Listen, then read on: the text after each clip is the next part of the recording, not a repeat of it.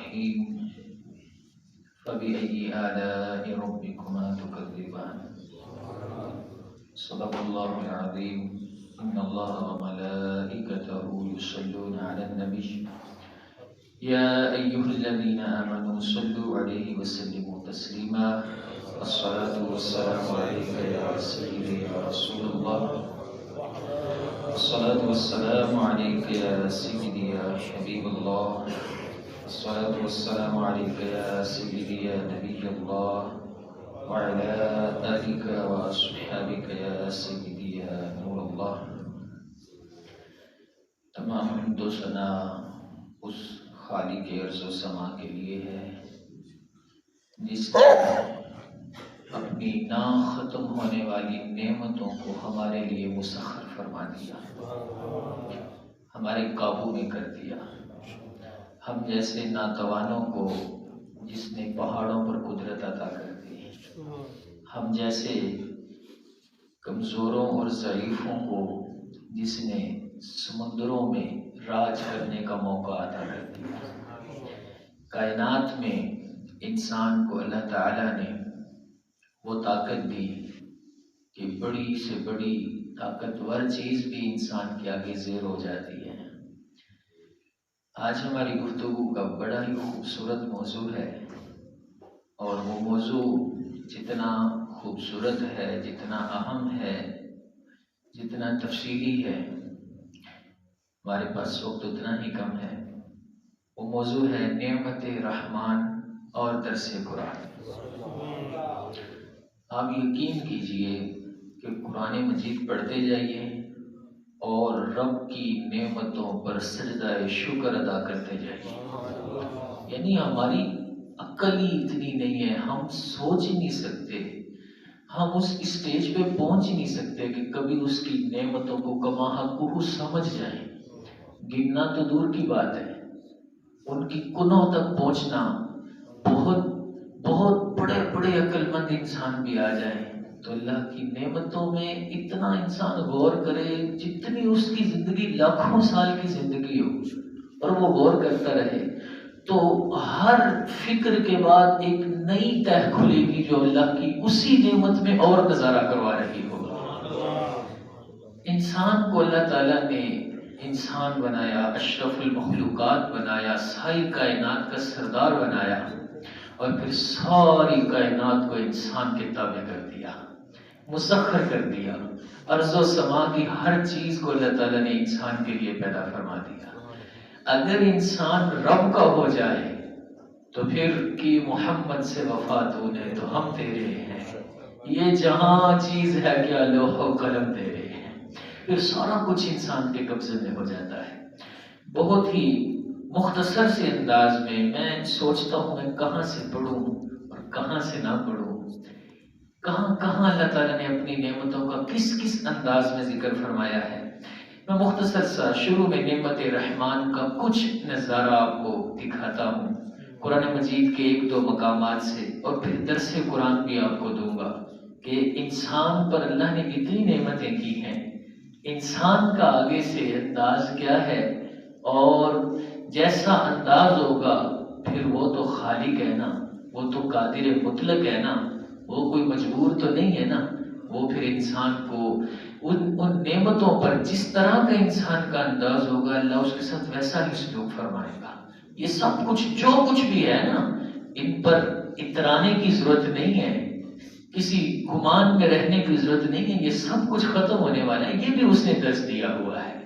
دیکھیے قرآن مجید میں اللہ تعالیٰ نے سبحان اللہ سورہ ابراہیم کے اندر بھی اپنی نعمتوں کا ذکر فرمایا، اور سورہ نحل کے اندر میں سورہ نحل سے آپ کو کچھ آیتیں پیش کر رہا ہوں.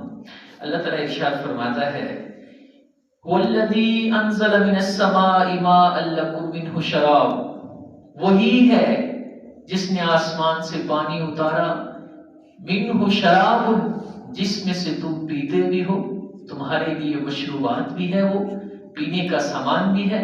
وَمِنْهُ شَجَرٌ فِيهِ تُسِيمُونَ اور اسی پانی سے تم اپنے درختوں کو بھی اگاتے ہو.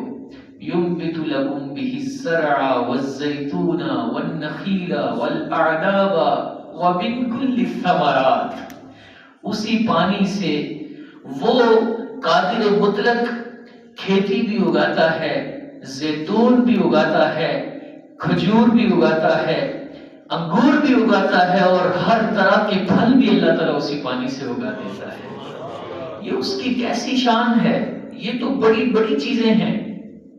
آپ نے یہ جو نام سنے ہیں چند پھلوں کے نام، بڑی اعلیٰ چیزیں ہیں۔ وہ چیز جو ہر انسان کو میسر ہے، جس کے بغیر انسان کی بظاہر زندگی بہت دشوار ہے، جس کو آپ گندم کہتے ہیں، آٹا جس سے بنتا ہے۔ اگر آپ اس کے پروسیس پہ تھوڑا سا غور کریں نا، وہ گندم کا ایک دانہ کیسے بنتا ہے، اس کے پیچھے کون کون سی کائنات کی چیز اپنی خدمت پیش کر رہی ہوتی ہے۔ ایک گندم کا دانہ بنانے کے لیے آپ کو گندم کا بیج چاہیے، اس گندم کے بیج کے لیے ایک زمین چاہیے، اس زمین کے اندر ہل چلا ہوا ہو، وہ زمین سخت ہوگی تو آپ کا بیج آپ کو فصل نہیں دے سکے گا، اور ہل چلا ہوا ہونا بھی کافی نہیں ہے۔ اس زمین کے اندر پانی کے ساتھ اس کی مٹی کو اس انداز سے گوندھا گیا ہو کہ جب وہ گندم کا بیج اس کے اندر جائے تو وہ اس کو اپنے اندر جذب کر سکے، اور پھر یہیں پر بس نہیں ہوتی، اس زمین کے اندر گئے ہوئے بیج کو ہوا کی وہ ضرورت ہے جس کو تیز آندھی ہوا کو زمین کے اندر داخل کرتی ہے، سورج کی دھوپ اس میں اپنا کردار الگ ادا کرتی ہے، چاند کی ٹھنڈک اس میں اپنا کردار الگ ادا کرتی ہے، ہواؤں کی روانیاں اس کے اندر اپنا کردار الگ ادا کرتی ہے۔ سطح ہموار پر وہ پانی کام کرتا ہے جو نہروں اور سمندروں کے ذریعے آتا ہے، لیکن جو سطح ہموار نہیں ہوتی، پہاڑ ہوتے ہیں، اونچ نیچ کی زمین ہوتی ہے جہاں نہر کا پانی نہیں چڑھ سکتا، خالق کے کائنات آپ کے اس گندم کے دانے کو پایہ تکمیل تک پہنچانے کے لیے بادلوں کے ذریعے بارش کا انتظام فرما دیتا ہے۔ اور پھر خالق کے کائنات وہ بادل جن کے اندر منو ٹنوں پانی ہوتا ہے، منو ٹنوں پانی، لیکن اگر آپ نے کبھی اندازہ کیا ہو، کبھی تجربہ کیا ہو، کبھی ایسے کسی علاقے میں گئے ہوں جہاں بادل نیچے آ جاتے ہیں، پہاڑوں پر آپ چڑھتے ہیں تو آپ کو لگتا ہے کہ بادل آپ کے پاس ہیں، وہ بظاہر بالکل ایسے روئی سے بھی بلکہ ہلکے ہوتے ہیں، لیکن انہی بادلوں میں اللہ کی طرف سے ٹنوں منوں پانی بھرا ہوتا ہے جن کو ہوائیں چل کر وہاں پہنچاتی ہیں جہاں پر پانی کی ضرورت ہوتی ہے۔ اللہ ان سے کیا کیا پیدا کر دیتا ہے۔ فرمایا وَمِن كُلِّ الثَّمَرَاتِ، سارے پھل بھی اللہ ان سے پیدا فرماتا ہے۔ إِنَّ فِي ذَلِكَ لَآيَةً لِقَوْمٍ يَتَفَكَّرُونَ، بے شک اس کے اندر ان لوگوں کے لیے نشانی ہے جو تفکر کرتے ہیں۔ مزید فرمایا زمین میں جو کچھ بھی اللہ تعالیٰ نے پیدا کیا ہے، جن کے مختلف رنگ ہیں، مختلف ذائقے ہیں، مختلف ڈھنگ ہیں، فرمایا وہ سارے کے سارے اللہ نے تمہاری ہی خدمت کے لیے مقرر کر دیے ہیں۔ ان فی ذلک لآیۃ لقوم یذکرون، اس کے اندر نصیحت ہے، اس کے اندر نشانی ہے ان لوگوں کے لیے جو نصیحت حاصل کرتے ہیں۔ وہو الذی سخر البحر لتأکلوا منہ لحما طریا، وہی ذات ہے جس نے سمندر کو تمہارے تابع کر دیا، جس سے تم تازہ گوشت کھاتے ہو، جس سے تم پہننے کے لیے زیورات نکالتے ہو۔ اس سمندر کے اندر دیکھو کشتیاں کیسے پانی کو چیرتی ہوئی چلتی ہے، اور پھر تم اس سمندر میں تم اللہ کا فضل بھی تلاش کرتے ہو، فرمایا تاکہ تم شکر کرنے والے بن جاؤ۔ اور پھر آگے ارشاد فرمایا جس نے زمین کے اندر لنگر ڈال دیے ہیں جو زمین کو ہلنے نہیں دیتے، زمین کو روک کے رکھتے ہیں۔ زمین اللہ کی کتنی بڑی نعمت ہے، کس انداز سے اللہ نے اس کو تمہارے لیے بچھونا بنا دیا ہوا ہے۔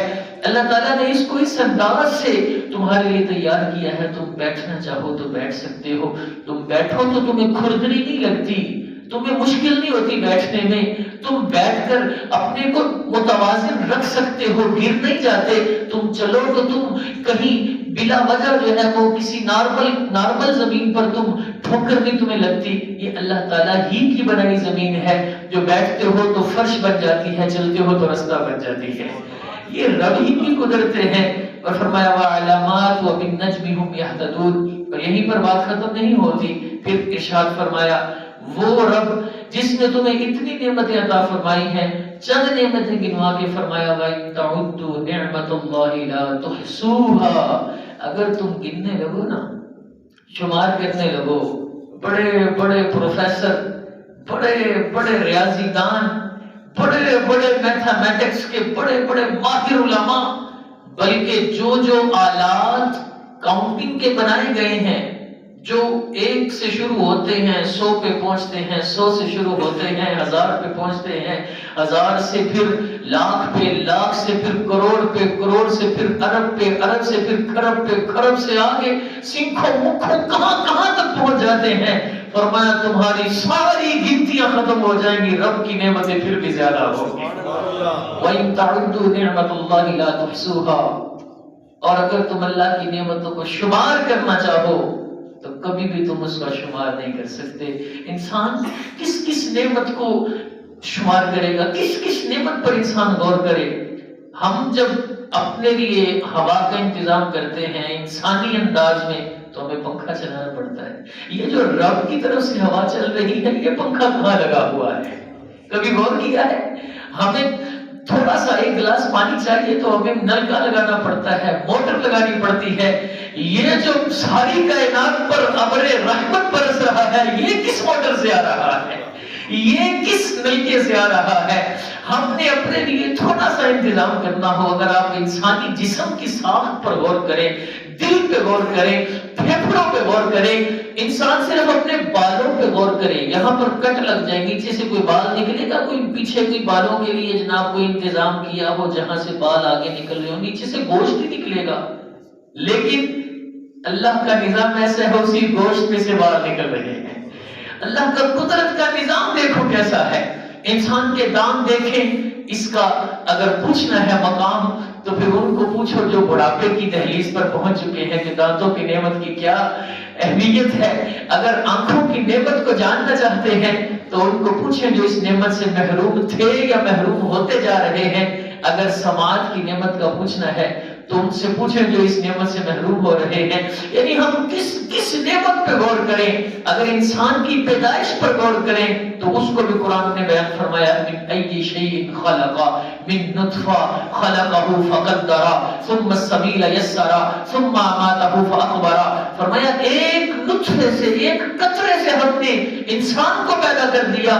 وہ ایک قطرہ جو اپنی اصلیت میں ناپاک ہوتا ہے، رب کریم اس ایک قطرے کو یوں بڑھاتا ہے، یوں بڑھاتا ہے، یوں بڑھاتا ہے کہ چاند جیسا چہرہ بنا دیتا ہے، انسان کا پیکر بنا دیتا ہے، انسان کو خوبصورت شکل عطا کر دیتا ہے۔ اس کے ہونٹ کو دیکھ کر دنیا کہتی ہے فتبارک اللہ احسن الخالقین۔ اس کے رخساروں کو دیکھ کر رب کی خالقیت کی شان کا پتہ چلتا ہے۔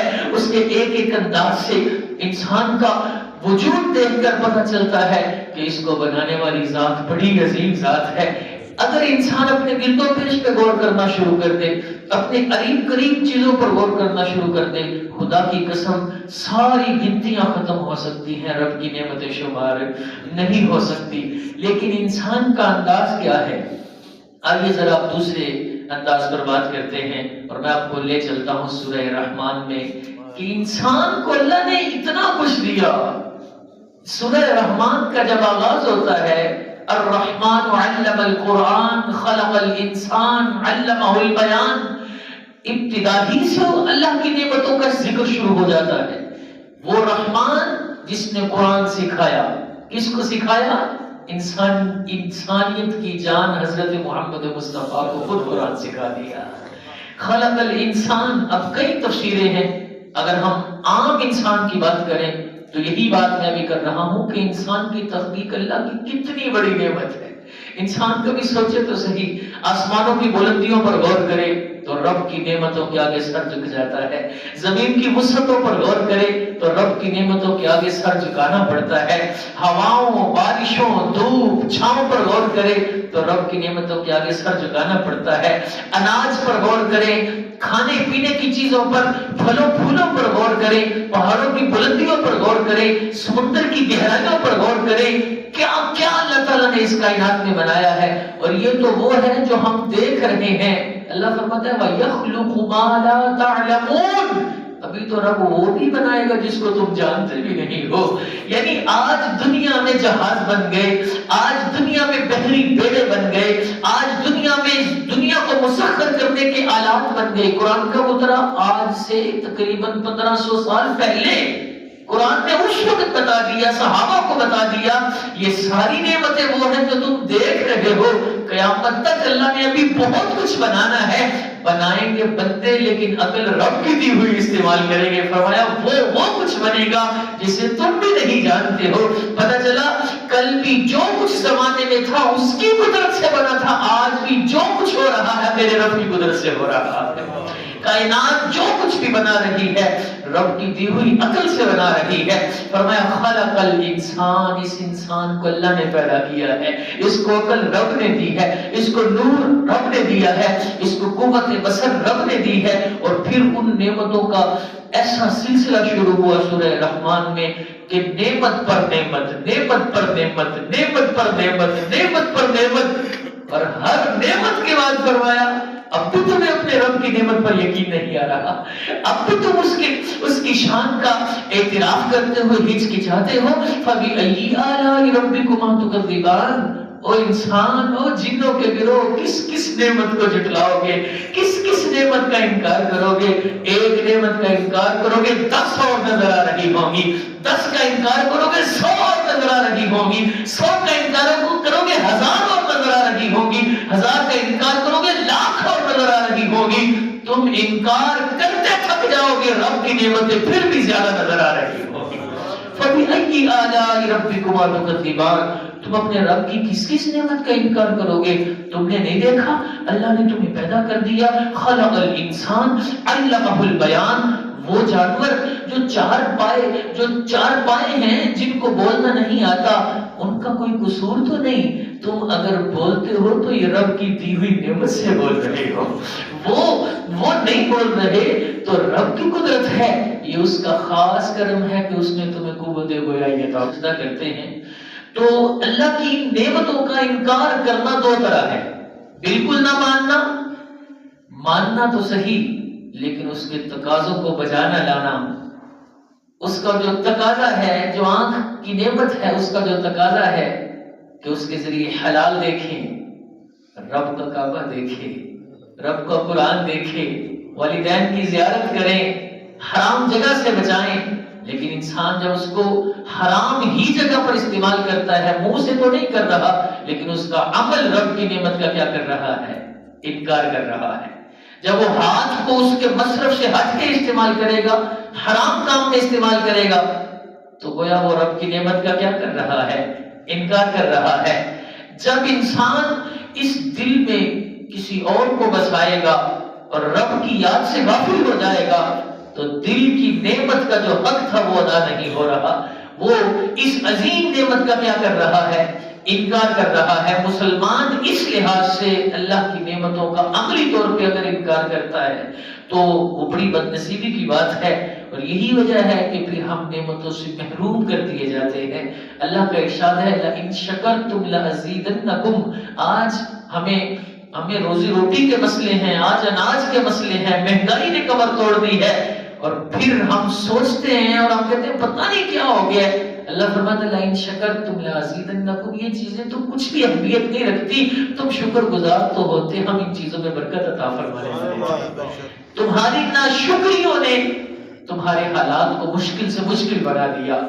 آج انسان کو جب سجدہ ریز ہونے کی دعوت دی جاتی ہے اس کی بارگاہ میں تو انسان کہتا ہے میرے پاس وقت نہیں ہے، مجھے تو اس وقت نیند کی بہت سخت ضرورت ہے، میں تو تھک گیا ہوں، میرے تو کپڑے پاک نہیں ہیں. ارے بندہ خدا، دل پاک ہوتا نا تو کپڑے پاک رکھنے کی تجھے خود فکر ہوتی. تیرے دل کو مسئلہ ہے، تیرے دل میں یاد اس کی نہیں ہے، تیرے دل میں یاد کسی اور کی ہے. اگر تیرا دل غیر کی یاد سے پاک ہوتا تو کپڑے پاک رکھنے کا تجھے خود احساس ہوتا. آج انسان نعمتوں سے دور کیوں ہوتا جا رہا ہے؟ ان اللہ لا یغیر ما بقوم حتی یغیروا ما بانفسہم. اللہ کسی قوم کی حالت تب تک نہیں بدلتا جب تک وہ خود اپنی حالت کو بدلنے کی کوشش نہیں کرتے ہیں. تو درس قرآن یہ ہے کہ بندے تھوڑے ہیں شکر کرنے والے، ہمیں ان میں سے نہیں ہونا، ہمیں ان میں سے ہونا ہے جو رب کی شکر گزاری کرنے والے ہیں۔ اگر ہم بھی ناشکری کرنے لگ گئے تو اس کی لاٹھی بڑی بے آواز ہے۔ وہ کسی کا پابند نہیں ہے، وہ لمحہ بھر میں انسان کو آسمان سے اٹھا کر زمین پر بھی پٹک سکتا ہے۔ وہ بے نیاز ہے، وہ قادر ہے، وہ مطلق ہے۔ قرآن مجید کی یہ آیتیں ہمیں بتاتی ہیں کہ انسان ناشکرا ہے۔ سورہ رحمان میں 31 بار اللہ تعالیٰ نے انسانوں اور جنوں کو فرمایا تم میری کس نعمت کا انکار کرو گے۔ کتنی مرتبہ فرمایا؟ 31 مرتبہ۔ یعنی یہ انسانوں اور جنوں کی گویا کہ طبیعت کی اس جو ہے وہ ایک گہری اور اس کی ایک نامناسب کیفیت کو واضح کیا جا رہا ہے کہ بار بار فرمایا جا رہا ہے، بار بار فرمایا جا رہا ہے۔ اور پھر فرمایا سنفرغ لکم ایھا الثقلان، تم کر رہے ہو نا، انکار کر رہے ہو، عملاً انکار کر رہے ہو یا حقیقتاً انکار کر رہے ہو، تم تیار رہو، ان قریب ہم تمہارا فیصلہ کریں گے۔ یہ درس ہے قرآن کا، سنفرغ لکم ایھا الثقلان، اور اس سے پہلے کل من علیہا فان، یہ مت بھولنا کہ ہم نے مرنا نہیں ہے، کہیں ہمیشہ ہی یہاں رہنا ہے، ہمیشہ یہاں رہنا کسی کے بس میں نہیں ہے۔ جہاں میں ہے عبرت کے ہر سو نمونے، مگر تجھ کو اندھا کیا رنگ و بو نے، کبھی غور سے بھی یہ سوچا ہے تو نے، جو آباد تھے وہ محل اب ہے سونے، جگہ جی لگانے کی دنیا نہیں ہے، یہ عبرت کی جا ہے تماشا نہیں ہے۔ جب اس بزم سے دوست اٹھتے ہیں اکثر اور اٹھتے چلے جا رہے ہیں برابر، جو پیش نظر ہے تیرے ایسا منظر، تو یہاں پر تیرا جی پہلتا ہے کیوں کر؟ تجھے پہلے بچپن نے برسوں کھلایا، جوانی نے پھر تجھ کو مجنوں بنایا، بڑھاپے نے پھر آ کے کیا کیا ستایا، اجل تیرا بالکل ہی کر دے گی صفایا۔ جگہ جی لگانے کی دنیا نہیں ہے، یہ عبرت کی جا ہے۔